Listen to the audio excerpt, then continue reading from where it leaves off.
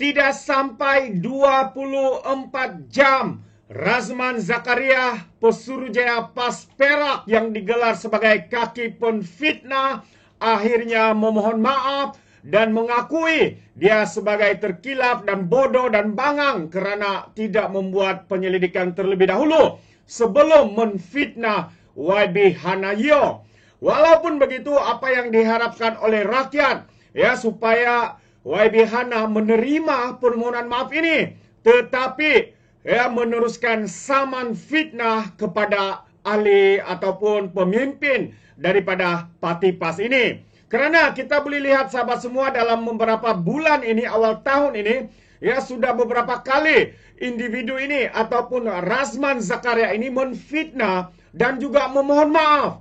Jadi soalnya di sini bukanlah permohonan maafnya, tetapi soalnya adalah bagaimana walaun-walauntit ya penyokong, pentaksub parti PAS, pentaksub lebay-lebay PAS ini menerima bulat-bulat fitnah yang dinyatakan oleh pemimpin seperti ini. Dan mereka sudah pun menyatakan dalam otak mereka bahwa YB Hana ini orang kaya, anak kepada bos YTL dan sebagainya. Jadi bagi kami sebagai rakyat yang memerhati tindak tanduk kaki penfitnah daripada parti PAS seperti Razman Zakaria ini, saman harus diteruskan. Kalau boleh, saman 100 juta kepada kaki penfitnah ini. Jadi sahabat semua, seperti yang saya katakan, tidak sampai 24 jam, individu ini telah pun membuat satu kenyataan permohonan maaf dan menyatakan kononnya beliau terkilaf. Maksud terkilaf itu beliau bodoh, bangang kerana tidak membuat penyelidikan terlebih dahulu sebelum membuat tuduhan berat ya kepada ataupun fitnah terhadap YB Hanayo. Jadi ini adalah kenyataan terkini. Razman Zakaria memohon maaf pada YB Hana dan YTL. Jadi bagi saya ini adalah satu tuduhan yang berat dan fitnah melampau. Bukan saja YB Hana patut menyaman Razman Zakaria ini, tetapi YTL juga harus menyaman kaki penfitnah daripada parti PAS ini. Jadi sahabat semua, izinkan saya untuk membaca kenyataan daripada Pesuruhjaya Pas Perak, yaitu Razman Zakaria, yang mengaku salah kerana mendakwa Menteri Belia dan Sukan YB Hanayo sebagai anak YTL, anak kepada Big Boss katanya. Razman yang juga anggota Dewan Undangan Negeri Adun Semanggol Perak turut memohon maaf kepada Yo dan kumpulan YTL atas kesilapan bodohnya itu. Katanya, saya mengakui kesilapan fakta tentang kaitan Hanayo dan Serikat Gergasi YTL. Jadi saya mengakui bahwa Hanayo tiada kaitan dengan tokoh korporat atau Serikat YTL. Ia adalah satu kesilapan petikan yang berlaku tanpa sengaja. Ini katanya tanpa sengaja. Kalau tanpa sengaja sahabat semua, beliau tidak akan membuat kenyataan secara terang-terangan. Dan kenyataan itu bukannya dibuat secara posting di media sosial, tetapi dalam satu kenyataan ceramah yang beliau lakukan. Adakah itu satu yang sengaja? Tentu tidak. Ia adalah satu niat untuk menfitnah dan juga memburukkan reputasi YB Hana juga sebagai menteri di Kementerian Belia dan Sukan. Jadi katanya lagi, dengan kenyataan ini saya menyatakan kekesalan dan penyataan maaf kepada pihak YB Hana dan juga YTL serta mana-mana pihak yang terkesan atau tersentuh dengan kenyataan atas kekeliruan fakta tersebut, katanya dalam satu kenyataan sebentar tadi. Jadi ramai yang mengatakan untuk menjadi pemimpin lebay-lebay walan-walantit di dalam parti PAS ini, syarat utamanya harus bodoh. Dan inilah contohnya sahabat semua. Tanpa membuat sebarang cek sebelum membuat kenyataan, mereka lakukan. Lepas tu, modus operandinya apa? Memohon maaf dan meminta maaf. Ini sahabat semua. Ya, tetapi ada juga di antara mereka yang keras kepala. Kononnya akan membuktikan apa yang dinyatakan itu benar, seperti Ustazah Siti Mastura. Akhirnya telah menderma dan mengayakan pemimpin-pemimpin DAP apabila diarahkan oleh mahkamah untuk membayar hampir 1 juta ringgit. Wang besar, saya pusing Halim. Jadi, kalau Razman mengatakan itu tidak sengaja, beliau dalam teks ucapannya, ya dalam ceramah malam tadi mendakwa pemimpin DAP itu sebagai anak YTL. Anak orang kaya katanya.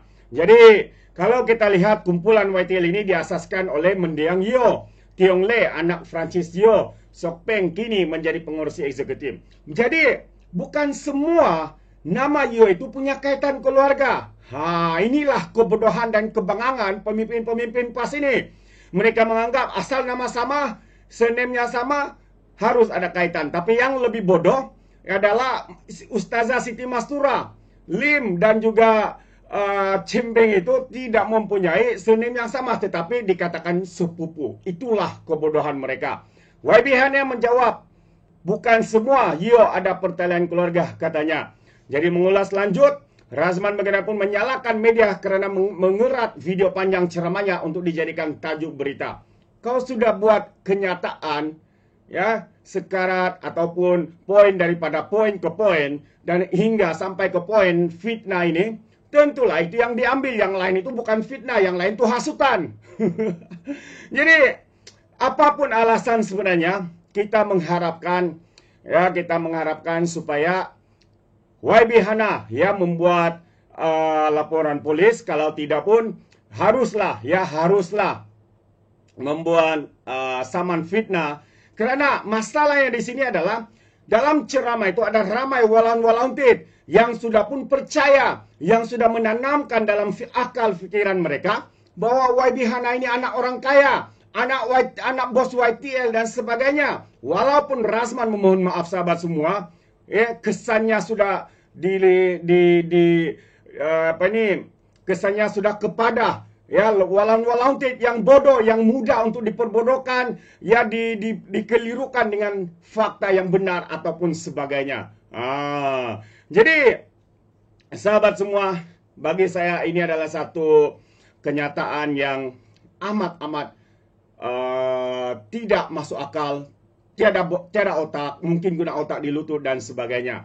Dalam tempoh 2 bulan ini sahabat semua, 11 Disember lalu Razman mengeluarkan permohonan maaf kepada Menteri Perumahan dan Kerajaan Tempatan Ngakomin kerana mengaitkannya dengan insiden kibaran bendera Cina di Teluk Intan pada 24 Oktober. Jadi kenyataan kontroversi Razman malam itu tidak lama selepas anggota Parlimen Kepala Batas Siti Mastura juga daripada PAS membayar hampir 1 juta kepada 3 pemimpin DAP apabila kalah dalam saman fitnah yang hampir serupa. Jadi kita mengharapkan saman itu diteruskan, jangan beri muka kepada kaki-kaki penfitnah yang sudah digelar dan sudah kita tahu bahwa apapun yang keluar daripada mulut mereka kalau bukan fitnah, tunggang, agama dan bangsa hanyalah tidak lain dan tidak bukan, yaitu menfitnah semata-mata. Hari ini, seorang pemimpin DAP juga memberikan satu kenyataan pedas. Katanya susah nak percaya pada penfitnah yang sudah pun membuat fitnah berulang kali. Itu antara kenyataan daripada Sarezan, ahli Parlimen Bangi. Jadi, pemimpin DAP ini menasihati Pesuruhjaya PAS Perak, Razman Zakaria, supaya insaf daripada melakukan fitnah selepas dia didapati melakukan perbuatan tersebut berulang kali. Nasihat itu diberikan ahli Parlimen Bangi, Sarezan Johan, kerana berpendirian sangat sukar lagi untuk sesiapa mempercayai seseorang yang menjadi penfitnah berulang kali, serial defamer, dengan kecenderungan yang dibuat Ketua Pembangkang di Dewan Undangan Negeri Perak itu, kata Sarezan, pihaknya terdorong untuk meyakini pengakuan keterlanjuran itu dibuat bukan atas niat yang ikhlas. Jadi susah untuk kami percaya pada penfitnah yang sudah berulang kali membuat fitnah. Sebelum ini, beliau juga menfitnah Datuk Seri Anwar Ibrahim. Kononnya, kalau Kerajaan Pakatan Harapan, kalau Datuk Seri Anwar Ibrahim jadi Perdana Menteri, habislah kita. Karena apa katanya? Komunis akan menguasai Malaysia. Katanya lagi bahwa kaum sejenis, lelaki kawin lelaki, wanita kawin wanita. Hari ini sudah masuk tahun yang kedua sahabat semua. Belum ada pun seperti mana yang difitnah oleh Razman Zakaria ini. Dan apabila disaman oleh Perdana Menteri kita, Datuk Seri Anwar Ibrahim, apa yang dia buat? Dia melutut dan merayu supaya fitnah ataupun saman fitnah itu ditarik balik. Itu antara perkara yang berlaku. Akhirnya Datuk Seri Anwar tarik balik. Dan kita harap, walaupun YB Hana menerima permohonan maaf itu, tapi kita berharap saman fitnah harus diteruskan. Pengajaran harus diberikan kepada kaki penfitnah Apatah lagi mereka yang memakai serban, memakai gelaran sebagai ustadz, sebagai ulama, tetapi apa yang keluar daripada mulut mereka satu yang amat memalukan, menggambarkan inilah ulama dan ustadz ya, keluar daripada mulut semuanya fitnah, hasutan dan sebagainya. Jadi ya, apa yang dikatakan lagi oleh Sarizan yang juga seorang peguam berkata, sebagai mengulas kenyataan Razman yang menyalahkan media kerana melaporkan ucapannya di sebuah program malam tadi di Sri Iskandar Perak, katanya dalam ucapan bersemangat itu, Razman yang sebelum ini pernah membuat permohonan maaf kepada Perdana Menteri, Menteri Besar Perak, Menteri Perumahan dan Kerajaan Tempatan Ngakoming, mendakwa hari ini pula Menteri Belia dan Sukan, YB Hana merupakan anak kepada hartawan dan pengasas YTL Kop Berhad Yeo Tiong Le. Bagaimanapun katanya sejurus lepas ucapan dilaporkan media, Razman mengaku kesalahan karena bodoh dan terus memohon maaf kepada YB Hanayo dan YTL. Jadi saya mengakui kesilapan itu antara kenyataan. Mengakui kesilapan dia karena menfitnah.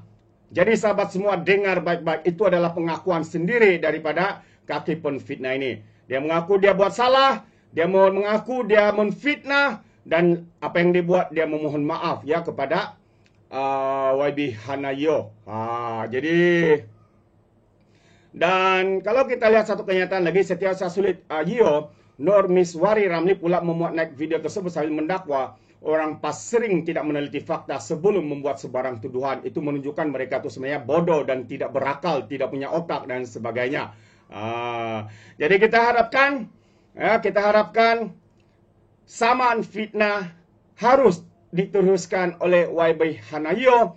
Kalau tidak, laporan polis harus dibuat, siasatan harus dilakukan. Walaupun permohonan maaf sudah dilakukan, memang senang. Dia sudah mohon maaf dan mengaku dia telah salah. Jadi senang kerja mahkamah. Ya, ambil kenyataan itu dan buktikan di dalam mahkamah bahwa dia telah menfitnah, dia telah mengaku bersalah, dan biarkan saman itu dijalankan. Kira-kira lah 1 juta, 2 juta, kalau boleh 100 juta diberikan. Jadi itu pandangan saya sahabat semua, agak panas kita dengan kaki penfitnah seperti ini.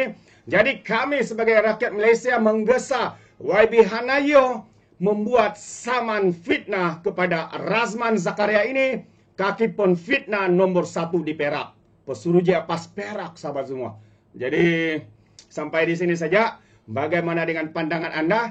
Anda boleh berikan komen di dalam ruangan komen. Jadi terima kasih. Izinkan saya untuk mengundurkan diri dan seperti biasa peribahasa mengatakan tapapun kangkap 2 tahun keinginan. Dalam bahasa Melayanya tepuk dada tanya selera.